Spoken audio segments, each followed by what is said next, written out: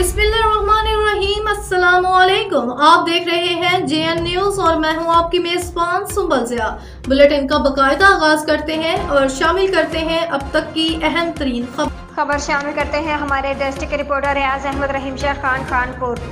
7 अक्टूबर को हमास और इसराइल के दरमियान जंग का 1 साल मुकम्मल होने पर मुजाहरा, एहतजाज और रैलियाँ। जमात इस्लामी की ख़वातीन ने फ़लस्तीन के साथ इज़हार यकजहती के लिए दरख्वास्ती चौक से नवा कोट चौक तक रैली निकाली। नहते फ़लस्तीनियों पर इसराइली जुल्म बर्बरियत की पुरजोर मजम्मत करते हैं। पूरी पाकिस्तानी कौम अपने फ़लस्तीनी भाइयों के शाना बशाना खड़ी है। अक़वाम आलम मज़लूम फ़लस्तीनियों की आवाज़ बुलंद करे। बच्चों ने हाथों में प्ले कार्ड्स और बैनर्स और उठाए इसराइली मसनूआत का बाइकाट किया।